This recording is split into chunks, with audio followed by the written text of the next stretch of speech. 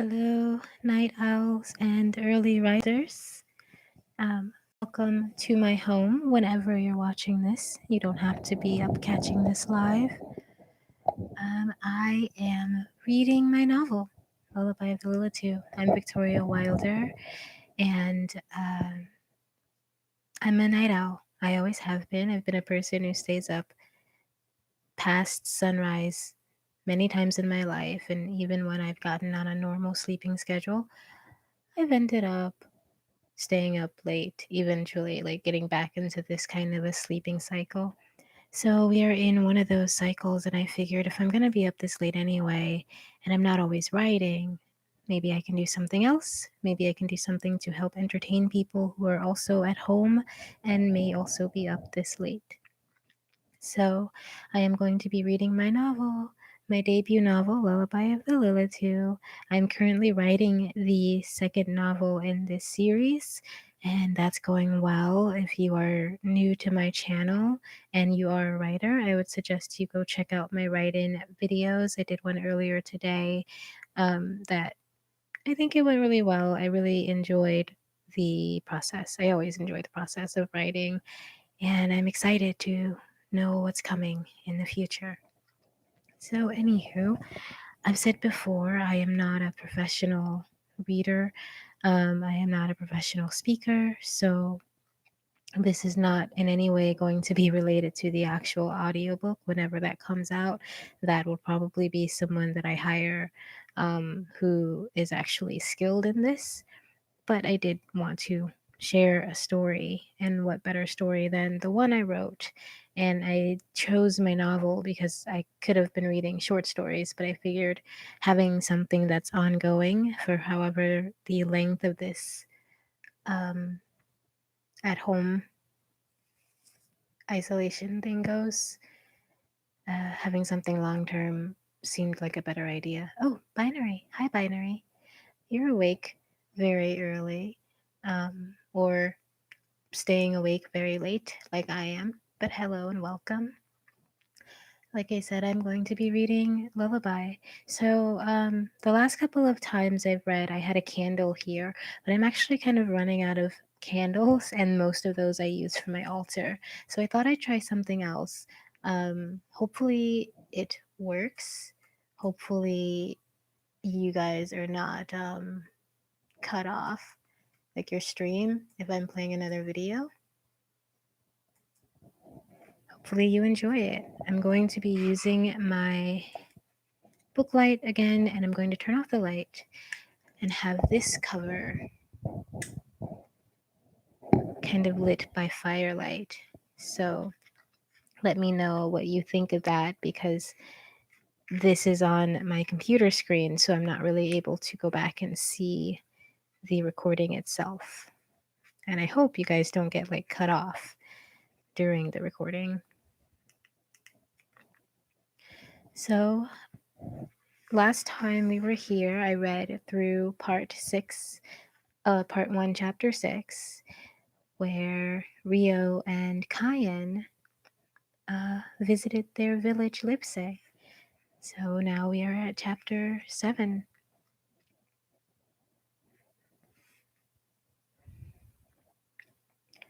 A short, heavy man with days' worth of dark growth on his face stumbled through the tavern doors holding a sloshing mug and singing some old folk song.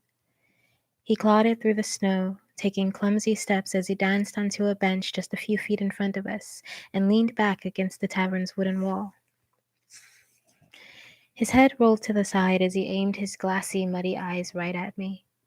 After a few moments, his brows furrowed and then raised as I stared back. He studied me, blinking slow, heavy lids and sipping from his mug. Cayenne stepped beside me and glared. The drunken man gasped and slurred something about vicious beasts. The word evil erupted over and over throughout his intoxicated speech. He stood and wobbled towards us, pointing a shaky finger, thick and covered in dark splotches of dirt. He reached for me with both hands outstretched, and I ducked behind Cayenne. Before he took a second step, Kyan grabbed the drunk's throat and forced him to his knees. Insolence, he growled. You dare approach my child. My stomach lurched as Kyan whipped me forward, his grip tightening around my fingers. I could feel them starting to bruise in his hand. I yelped, grabbing his arm with my other hand. I yanked and pulled, but his arm might as well have been a steel bar. His eyes darkened, a flat, imposing blackness, as he glared lasers into the cowering man. I tolerate your general disrespect. Kyan chuckled and pulled the man close. But to approach me or anyone in my family, such a blatant display, you must be ready to die. A gleeful grin spread across Kyan's face as he tightened his grip and bared his teeth. The drunk clawed at the vice on his neck. His eyes bulged as he gasped for air and flailed his legs in a useless attempt to kick himself free. A chorus of heartbeats chimed alongside his screams, from the man, myself, and the surrounding villagers watching from their hiding places. Don't kill him, Papa. Please. I slapped and tugged at Kyan's arm. Tears poured down the man's cheeks as his frantic clawing slowed and his eyelids fluttered. He tried to call out to me and grabbed my shoulder. A cold crept through my veins as I ripped my hand from Kyan's hold. A dark curtain descended over my vision and ice surged through my bones. The man's choking echoed in my skull like he had moved far away. Before I knew what I was doing, my mouth opened wide and my canines and top incisors stretched forward, ripping from my gums just enough to draw blood. I clamped down on Kyan's arm, sinking my sharpened teeth into the burning flesh. His skin cracked like thin glass. He released the man and recoiled, dragging me with him. With my teeth hooked deep in his arm, I sucked at the sweet blood oozing into my mouth, thick and more delicious than anything I could have imagined. My tongue and lips burned. The ice in my veins became a fire, but I couldn't let go. Not yet. A thrill of pleasure mingled with some faraway pain and traveled down to my toes. A pleasurable moan erupted from the back of my throat as more heat than I'd ever known exploded throughout my cells. Images swirled through my mind as I drank. Bright lights, long stretches of sand, a woman with large almond eyes and olive skin, and another with bright red hair, before a stone wall slammed down, blocking me from seeing anything else. Kyan wrenched his arm out of my mouth and threw me to the ground. He growled and hissed as he clutched the wound, a heavy breath rocking his chest. The fire his blood ignited raged in my chest. We both lay on the ground, but it didn't matter how we'd gotten there. I didn't remember. Only the present moment mattered. Beside me, the man lay struggling for air, his neck already turning purple and red in the spots Kyan's rings had imprinted on his skin. Villagers peeked further from their hiding places, some even daring to step closer to us. Just as well. I wanted to taste them too. Damn it. Kyan yanked me up by my arm and dragged me as he sped towards a path leading deeper into the village. He didn't speak to me as we moved past trees and small houses. The human sense filled my head. My mouth watered. I pulled against Kyan, who had another death grip on my hand. He stopped and grabbed my shoulders, forcing me to face him. Look, he demanded, glaring into my eyes. Gentle warmth softened the angry heat tearing at me, and I found myself floating again in the golden pool. The warmth flooded my body, pushing aside the rabid thing inside of me, and with it, Kyan swept something else from my mind. My throat clenched as the memory of his blood filtered into my thoughts. When did I taste his blood? Disjointed images swirled through my brain, just out of reach for my conscious mind to latch onto. The images faded, and I floated alone in the glistening pool, enveloped in Cayenne's love. Why was I so distressed only moments before? Cayenne's voice echoed around me. Are you mine? I nodded to the disembodied sound. He released me, and I fell back into my body, flushed and panting. The hunger had subsided, and my glorious papa smiled down at me. 8. We stood somewhere in the silver forest. The villagers' houses disappeared into the darkness, and we found ourselves in front of a wooden gate surrounding a small stone building with its lights out. An unobtrusive sign hung from the gate. Apothecary. We passed through the gate and up a path around the darkened building. Smoke rose from the chimney of a small cottage 10 feet away, and bright lights shone through the windows. A thin, sharp woman opened the door before we'd made it up the porch stairs. The scent of earth and smoke and herbs followed her. She dipped her head, a mess of dark hair toppling forward out of its loose bun. Master Cayenne, welcome. She lifted her head and looked at me. Her eyes widened and she bowed again. Cayenne stepped past her into the cottage and prompted me to follow. Rio, this is our most trusted servant, Rosalind. The woman's small nose and wide mahogany eyes had a familiar quality, but it wasn't the same feeling I got with Yuri and the others. She smelled familiar. I gasped. You're Anna's mother. Rosalind Meyer, milady. She bowed again and gestured towards a small sitting room. Cayenne led us into a cozy space with 2 wooden chairs and a table, all facing a burning hearth. The tiny room held little more than the basic necessities. A framed photo on top of the fireplace caught my eye, sticking out among the clutter of a bygone era. I recognized this woman and the younger Anna in the photo, along with a man and 2 teens. This is truly a gift.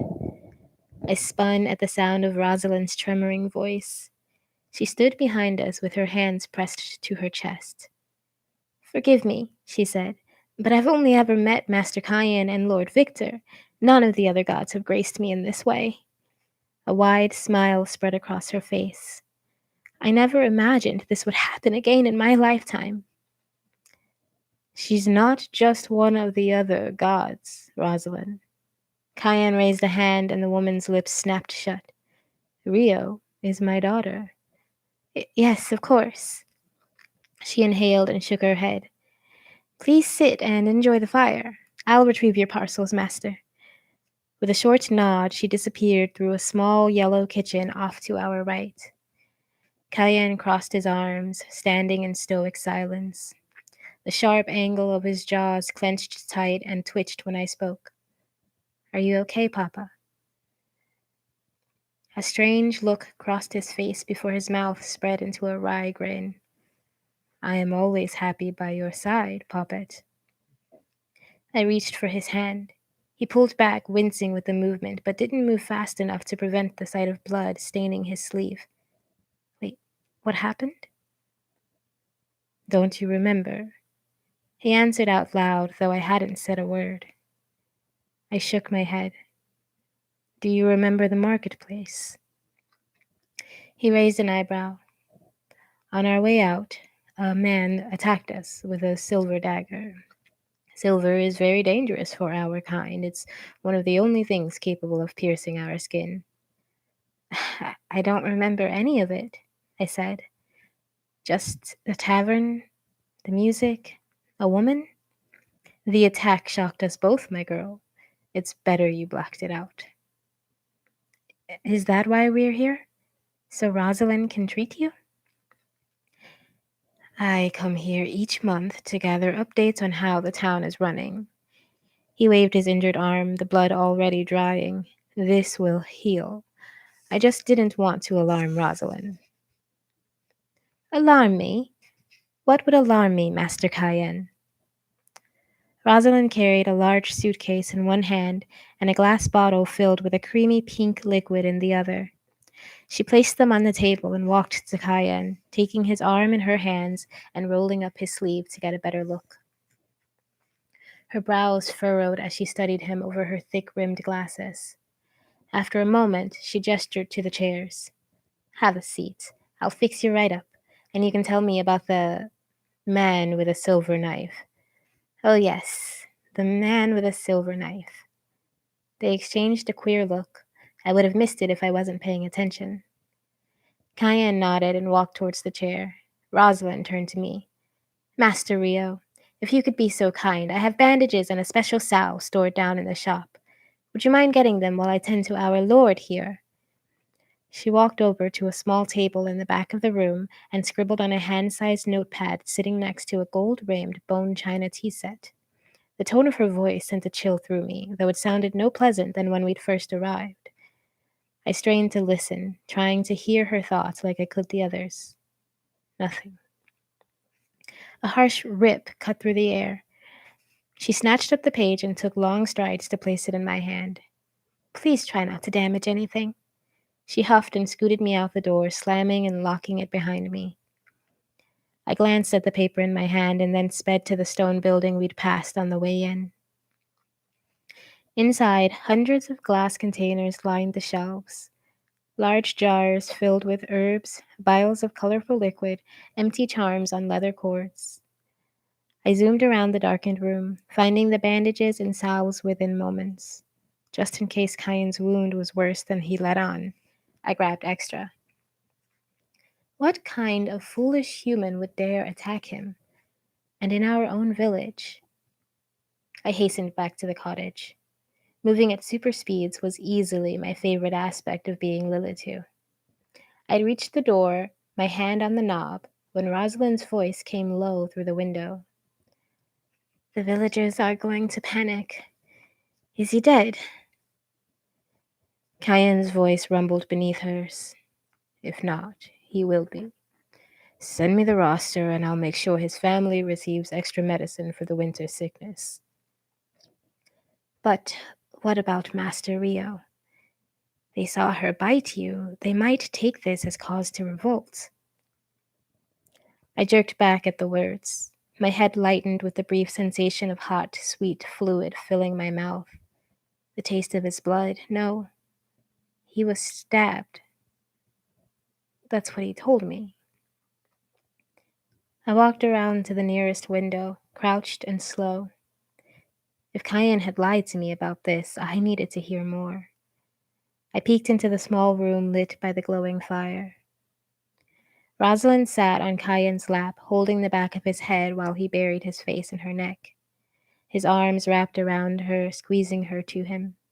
She rolled her head back and closed her eyes, emitting a small moan. She spoke in breathy spurts. What if she remembers? She could lose control. He broke away from her, laughing at the blood trickling from her neck. She won't, he said, his voice gruff and deep. It was me. I pushed her too hard. Rosalind leaned far enough back from Cayenne to look into his eyes. Her lips pressed into a thin line as she eyed him. That magic you put on her brain can last just so long, Master. She'll remember, and I pray she'll forgive you.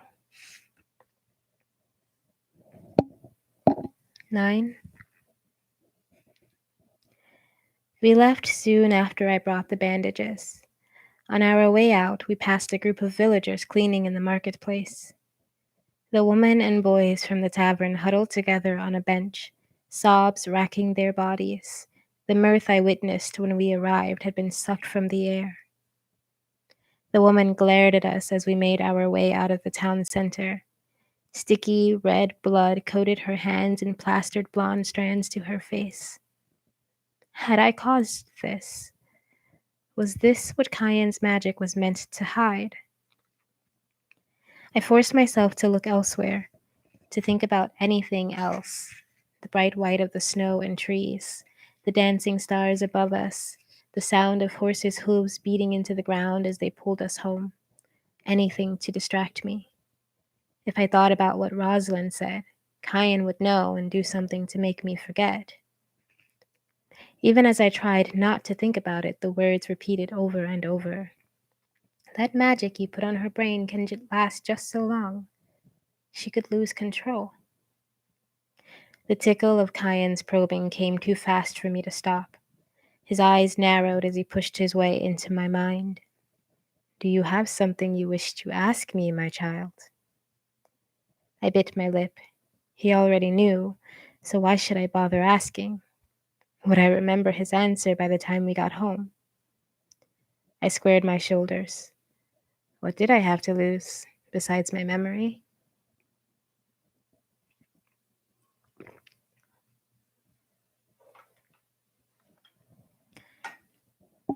I heard Rosalind say that I bit you. You lied to me. I searched his face for a response. It remained neutral, an unbending mask. What else are you keeping from me? What magic?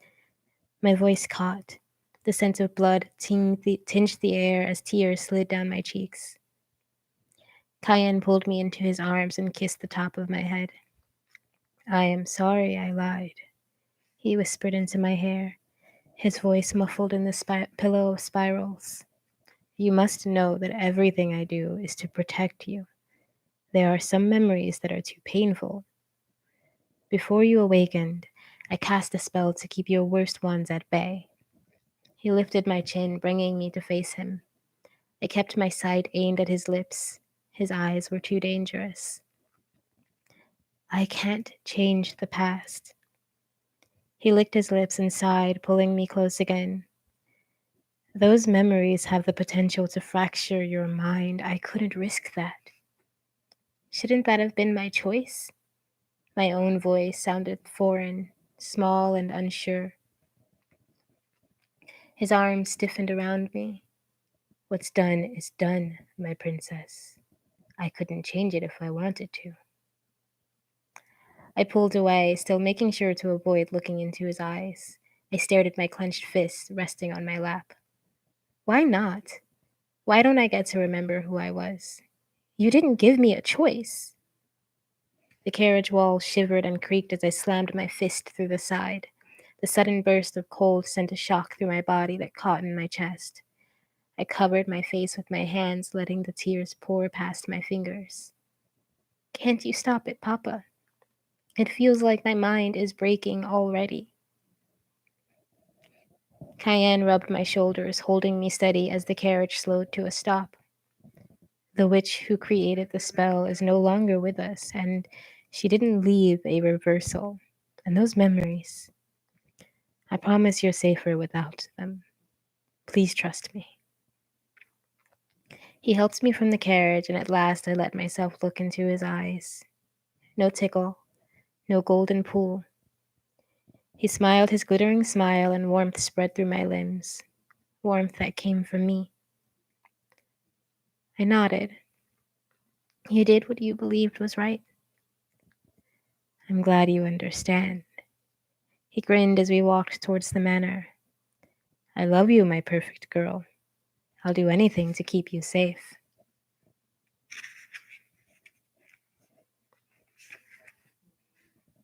10. Gonna sip some water.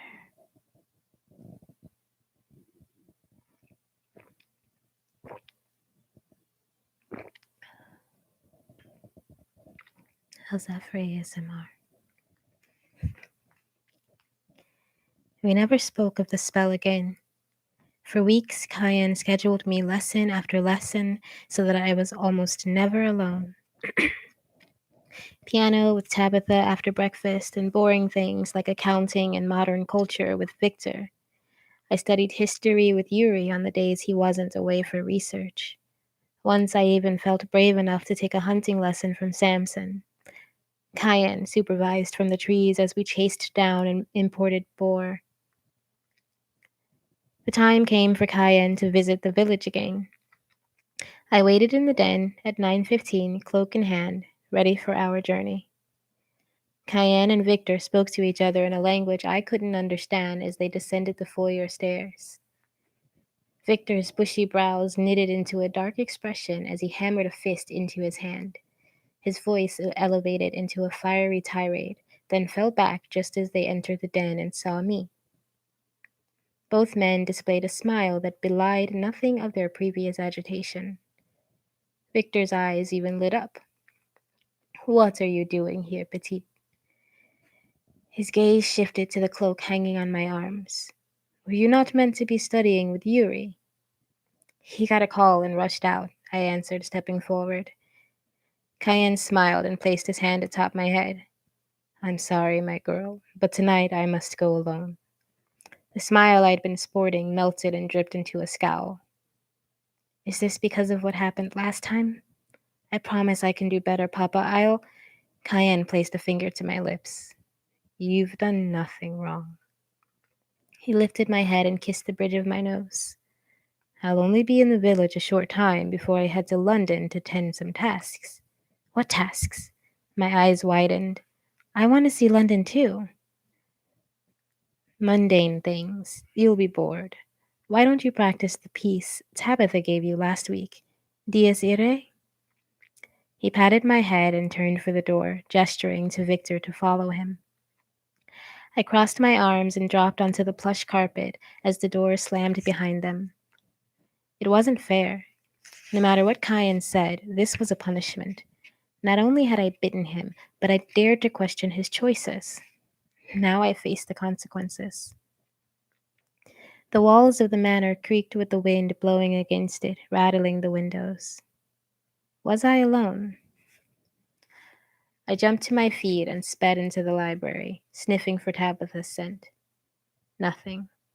She and Mia must have gone out again. I pulled the little notebook Yuri had given me from one of the stacks and flipped it open. His tight, rounded handwriting filled the page. The more I learn about our kind, the less I understand. Cayenne claims our family is all there is, but I've seen things that make me wonder. Deep in the Baie tunnels of Italy, I came across the most peculiar creature, a beast, humanoid in form. Neither man nor Lilitu, rather something in between. He was wild and filled with a demonic rage. Sunboils covered his flesh from the pockets of light boring through the stone ceilings.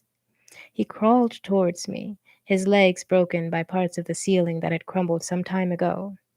The chunks of stone still pinned them to the ground.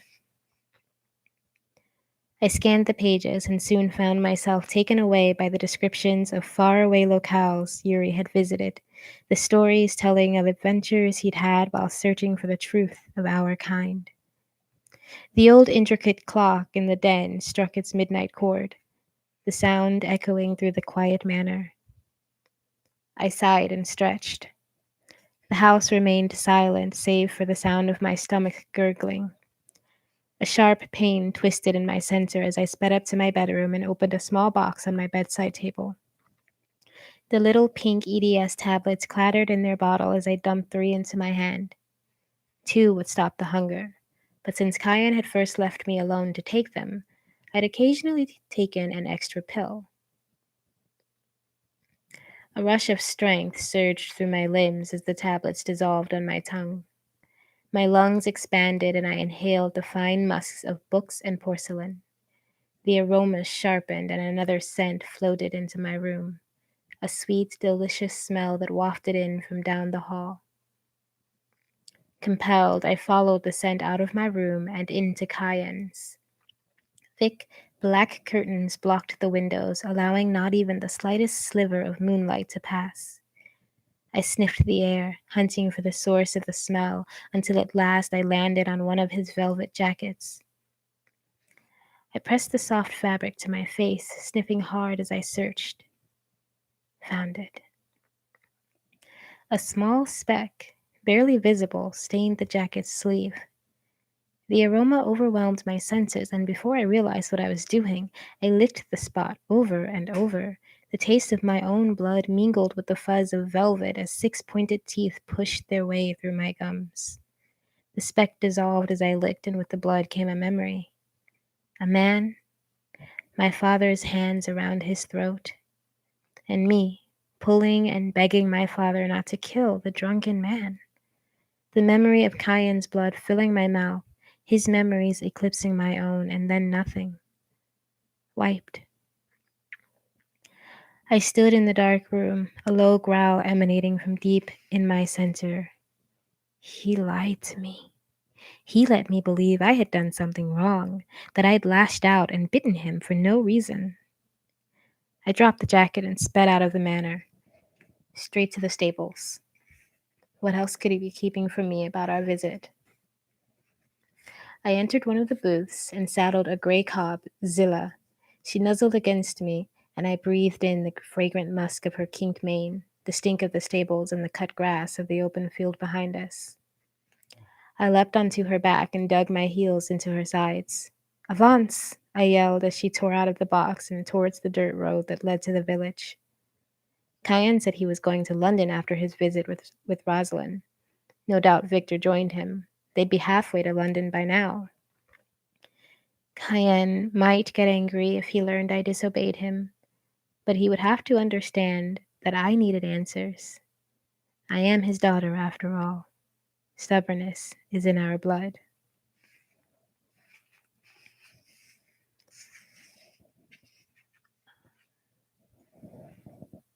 11.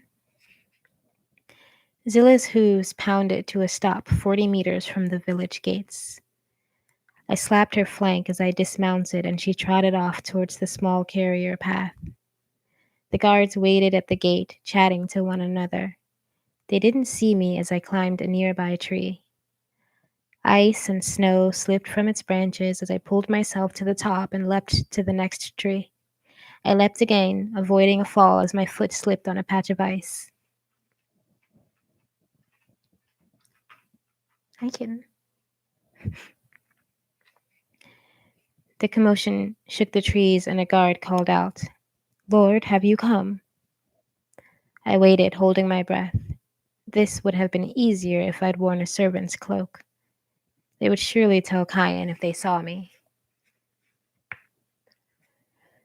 When the two men relaxed and resumed their chatter, I leapt once more over the large gate and into a darkened yard. Humans slept inside the nearest cabin, their hearts beating loud and slow. I sped past towards the center of the village, stopping near the place I had bitten Cayen. Sticking to the shadows, I snuck around the large tavern and peered through the back window. A few humans lolled inside, most of them drunk and stumbling. The blonde woman I had seen during our first visit served an older man who already appeared too drunk to notice the glass she held out to him. She seemed different from that first visit. Shadows of exhaustion darkened her eyes, and she'd lost weight. Her hair fell flat around her ears as she leaned against the bar. I narrowed my eyes, straining to listen. A spark of electricity tingled through my brain as her thoughts flowed to me in static bursts. What's the point? Die here? My boys? Too young. She wiped the counter before walking out to another room, taking her thoughts with her. The remaining patrons leaned against walls and talked at oakwood tables. Their misery was palpable, with no signs of the joy and mirth I saw only a month ago. Did I do this? In my blacked-out wildness, did I cause this desolate scene? 6 feet away, a door creaked open. I pressed myself back into the shadows as the blonde woman stepped out, wrapped in a thick brown cloak. She put a small cigarette to her lips and lit a match, inhaling deeply as the tip glowed orange. Before I could stop to think, I stepped forward. The woman gasped as I came into view. She reached back for the doorknob, but her legs refused to move. Her thoughts filtered in, sharp and tinged with fear. Kill Zachariah, evil creatures. Our turn. The cigarette dropped, its glowing tip dying as soon as it touched the snow. I took another slow step forward, raising my hands as I neared. The woman trembled, her eyes widening as I emerged from the shadows. I'm not here to harm you. My voice came low, so low I wondered if she'd heard me. She cocked her head to the side and squinted at me. After a moment, she took a step back but made no move to flee. I remember you. You tried to stop him, she gasped. You bit him. Who are you? A tankard clambered against the floor inside, and she jumped, clutching her hands to her chest. She pushed herself against the door and looked at me as if she just remembered who I was. You're one of them. I saw your teeth. She fumbled behind her, searching for the door handle. Please don't go. I glanced around, lowering my voice. I won't hurt you. I just want to understand. May I speak with you? She snorted a soft chuckle. Your kind isn't one for asking, miss. Rio. My name's Rio. I extended my hand. To my surprise, she took it and shook, a glint of suspicion still lighting her eyes. Catherine Dalton, miss. I nodded, smiling. Catherine, I need to know more about that night. The night I bit my father. I saw you and the blood. Did I hurt someone else? She clicked her tongue and turned away, leaning against the tavern wall. Can't your kind hear thoughts? I've heard tell you could even steal my memories. I suppose, I said, shrugging my shoulders and glancing at my feet. Is that what you want? I'm not very good at hearing thoughts. She whirled to face me. What do you remember? Coming here, meeting a woman named Rosalind, and you glaring at me with hate in your eyes. Not you. She shook her head. Him. He's the one who killed my Zachariah. You really don't remember. I bit my lip and sighed, sliding down the tavern wall to sit in the soft dirt. He told me we were attacked. He said he was stabbed, and then I learned that I'd bitten him. My husband didn't attack you. Her voice cracked as she ran a hand through her golden strands. He mouthed off and angered that demon you call your father. He was drunk and strangled to death for it. You tried to stop it, but Zachariah's throat was crushed the moment that monster grabbed him. Cayen's not a monster, he is a god. Catherine whimpered and stumbled backwards as I stood in front of her, moving faster than she could see. She trembled, clutching her hands in front of her, but her eyes glinted in defiance. She whispered, Only a monster can do what he's done. I blinked as I realized how close I'd gotten. My body ached to punish her for speaking against Cayen, but my heart throbbed with sorrow for the suffering painted on her face. She'd lost her husband thanks to my father's temper. She raised her chin, bringing her eyes to mine. What kind of father lets his child take on that guilt? I shook my head, searching for the right words. Cayen wants to protect me. He tried to remove the guilt. That's why I don't remember. Another clamor inside shook us both, and I stepped back. This was a mistake. I shouldn't have come here. He told me to stay home. I turned towards the forest. Catherine reached out, wrapping her hand around my wrist. Will I be punished? My sons. I sighed, looking at her soft, plump fingers. Like her pale skin on my arm, her humanity contrasted all that I knew. It hung in the air, thick with the scent of sweat, fried meat, and ale. Her heart pumped steady beneath her ample chest. My teeth extended on impulse as I zoned into the sound of her heart, the blood traveling under her skin. I turned my head. Did she see? The only other sounds came from inside, a man calling out for soup. You're safe, Catherine. I stepped further into the shadows from which I'd come. I'll return in a few days. With that, I leapt into the trees, disappearing into the darkness. When I stopped to look back, my heart ached. Lit by the light of a single window, Catherine fell to her knees and sobbed into her hands. I swallowed to settle the quivering in my stomach and sped through the dark to collect Zilla from the resting path and make my way home. Back to the safety of my room, where I could bury my secrets under the rush of EDS and boar's blood. Tonight, I would take 4.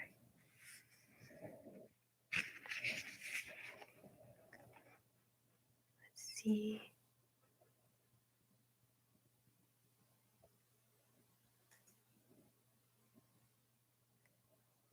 Oh, it's noon where binary is. That must be far away. Where is it noon now? Well, folks, my friends, I've read through to chapter 12, and I think we're going to stop there for the night. And we will continue tomorrow. We might even, maybe, we might finish the first part of the book. But thank you so much for being here. Please ignore my nails. Thank you so much for listening. I hope you enjoyed this. I hope you continue to enjoy this. I will see you next time, either tomorrow or the next day. Um, and, next time my cats will also probably be super hyper because this is when everybody should be a little bit awake, right? Is it just cats? Just me? Okay. Well, thank you guys so much. Keep a cool head. Remember to try to live in love and beauty and kindness and generosity, and be cool. I will see you guys Saturday for a write-in. Um, for a write-in with sprints, and then I'll also see you either tomorrow or the next night for more reading. Until then, have a beautiful night, and remember always, always, always that I love you. Bye.